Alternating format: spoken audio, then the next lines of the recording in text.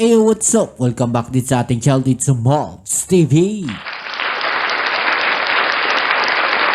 Alyansang militar na itinatag, posibleng madagdagan ng miyembro. Italian Advanced Warship dumating po. Yan ang ating alamin at pag-uusapan mga kababayan. Siyempre mula sa channel ni John Reps. Okay, so eto mga kababayan, ayon nga po dito sa kanyang description, no? India may soon be a part of military alliance with focus on security in the South China Sea, mga kababayan. The grouping squad, which comprises the United States, Australia, Japan, and the Philippines, aims to change intelligence and hold joint military exercises and operations to counter China's dominance in the Indo-Pacific region. So, ito mga kababayang alyansang ito ay para po labanan ang China, mga kababayan. Yan ang ating alamin at pag-uusapan. Pero syempre, bago ang lahat, please don't forget to subscribe, like, share, at comment dyan sa comment section. At don't forget to subscribe po sa channel ni John Reps. Kayo po ba ay sang-ayon sa alyansang ito, mga kababayan, para po mas mapatatag, no, ang katahimikan, kapayapaan, at maging stable po ang lagay dito po sa Indo-Pacific region at maging sa South China Sea? I-comment sa ibaba ang inyong mga opinion. Alright, so ito, wag na natin patagalin, umpisa na natin mga kababayan. Let's go! Dahil sa mga panghaharas ng China sa Pilipinas, ang Pilipinas ay masigasig na sumali sa pangunahing alyansang militar na naglalayong makipagpalitan ng intelligence at operasyong militar upang kontrahin ang China sa rehiyon. Sinabi ni Browner na importante anyang magtulungan ang mga bansa sa Indo-Pacific upang mapigilan ang China. At sa ibang balita, dumating sa bansa ang isa sa mga advanced na barkong pangdigma ng Italy upang tulungan ang mga Navy ng Pilipinas na maging mahusay at lumawak ang kaalaman tungkol sa anti-submarine warfare. Kaya't para malaman ang buong detalye ay tumutok at makinig na mabuti. Grabe, no? Ito yung mga kailangan talaga nating, ng ating bansa, mga kababayan. Dahil nga sobrang hina po ng ating depensa. No, hindi natin maikukumpara to sa ibang bansa na malalakas, lalo na dito sa region natin. No, sa parte na to ng Asia, mga kababayan. Kung titignan natin yung Pilipinas, yung may pinaka mahinang depensa.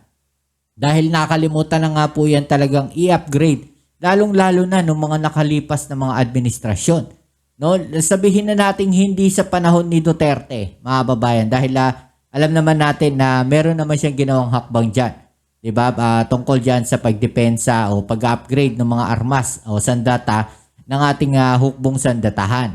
Okay, pero yung mas nauna sa kanya, mga administrasyon, mga kababayan, ay talagang nakalimutang i-upgrade at talagang napag-iwanan po ang Pilipinas pagdating sa mga defense, sa armas. Diba? Huling-huli po ang Pilipinas. Kaya sa ngayon, medyo malayo yung ating hinahabol.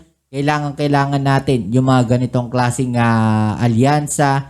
Kailangan natin yung mga ganitong klaseng pagsasanay kasama yung iba't ibang bansa para makahabol tayo, no, doon sa kanilang mga knowledge, doon sa kanilang mga kaalaman, doon sa mga makabagong kagamitan. Di ba? Napakaganda po niyan. Yan ang kailangan ng ating bansa.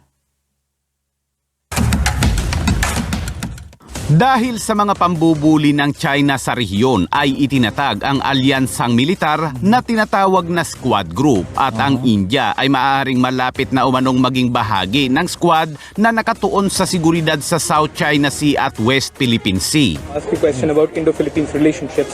Regarding Philippine-India relations, I'd say especially over the past few years, we have basically grown through leaps and bounds. Our relationship has never been better, and expanding cooperation in many areas and also in defense. So in many ways, there is a possibility in the near future of elevating the partnership formally to some kind of a strategic partnership. Ang pangkat na squad ay binuo ng Amerika, Australia, Japan at Pilipinas na naglalayong makipagpalitan ng intelligence at magsagawa ng magkasanib na mga pagsasanay at operasyong militar upang kontrahin ang dominasyon ng China sa rehiyon ng Indo-Pacific. Well, kayo, naniniwala ba sa dominance ng China sa Indo-Pacific, mga kababayan? Pero sa tingin natin, no, talagang sa panahon ngayon no, makikita natin sila yung nagdodomina dito sa area na to.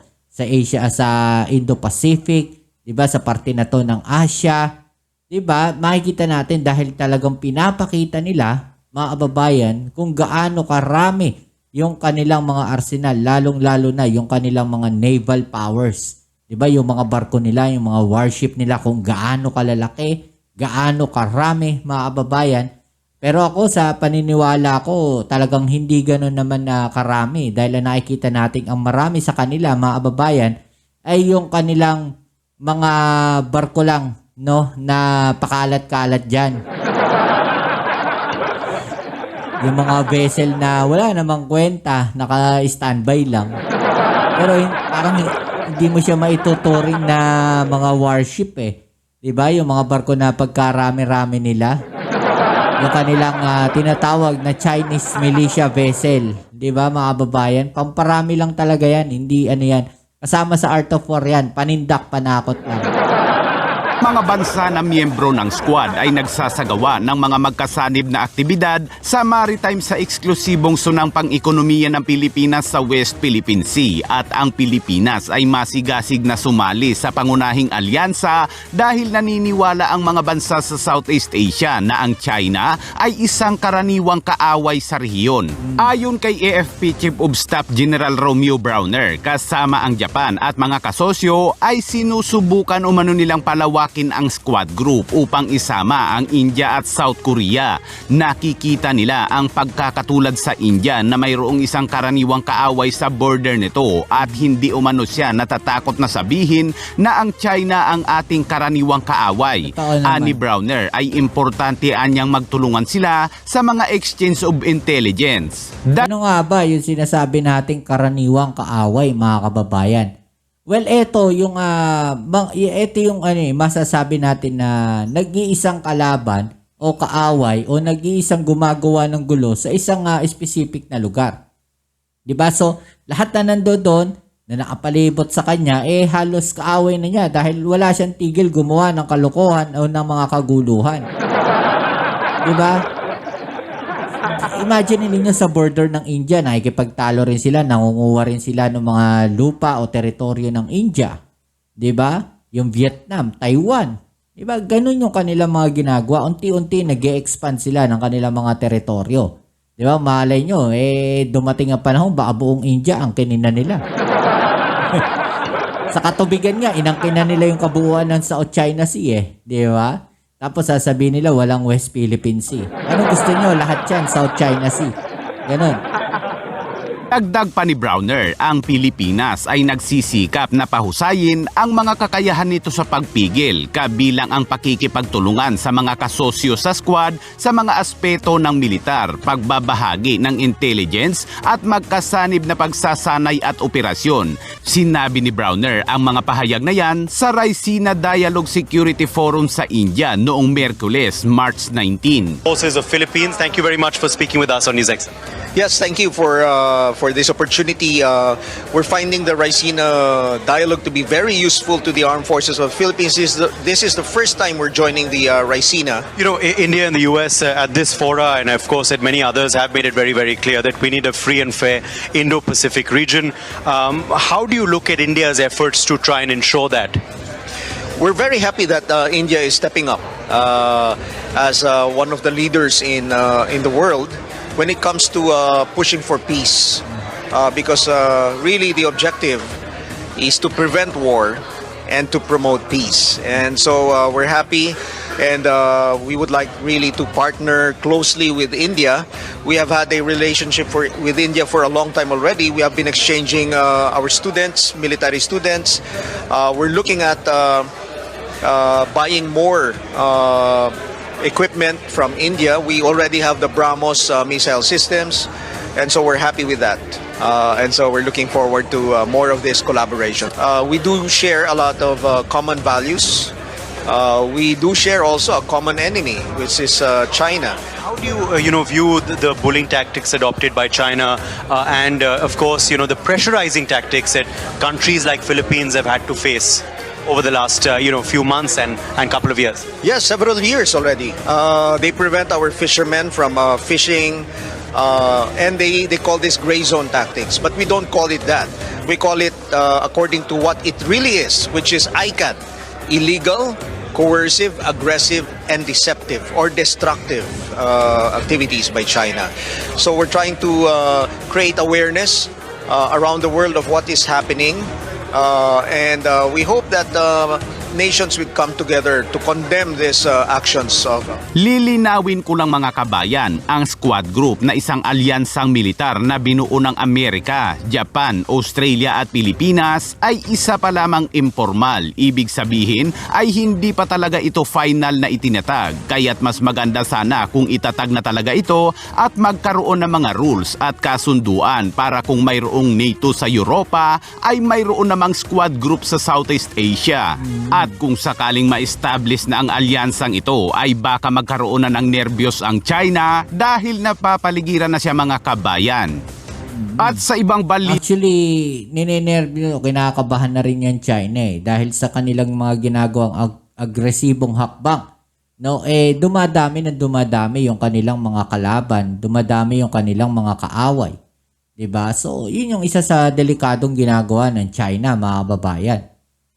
Kita naman mga kabayan, inihayag ng Philippine Navy na hindi umano nila lilimitahan ang pakikipagtulungan nito sa Italian Navy tulad ng pagsasagawa ng anti-submarine warfare training dahil marami pa umanong kakayahan ang mga Pilipino naval personnel na kailangang i-explore o training para mas mapabuti ang kanilang mga kakayahan. At dahil ang Italy ay isa sa pinakamahusay umanong hukbong dagat sa mundo, sinabi ni Alcos na luhika lamang para sa Philippine Navy na patuloy na makipag-ugnayan sa mga Italian counterparts nito upang palakasin ang mga kakayahan nito para masiguro umano ang mga barko at mga marino. Lumawak ang mga kaalaman at kasanayan, gayon din ang mga sistema para mas magampanan umano nila ang kanilang mandato sa dagat.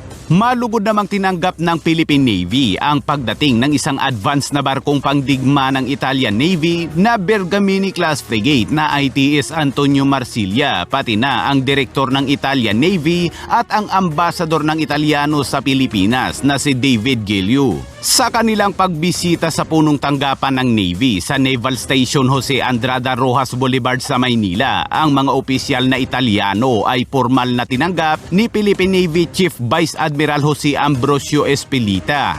At sa kanilang pulong ay binigyang diin ang ibinahaging pangako ng parehong hukbong dagat sa pagpapahusay ng kooperasyon sa depensa, partikular sa paggawa ng barko sa bansa sa pakikipagtulungan ng mga Italianong Navy kasama ang modernisasyon, magkasanib na pagsasanay at mga estratehikong dialogo. Sinabi din ni Espilita na sasampa din umano ang mga opisyal ng Philippine Navy sa barkong pangdigma ng mga Italiano at matutunang higit pa tungkol sa bagong teknolohiyang inaalok ng Italian Navy.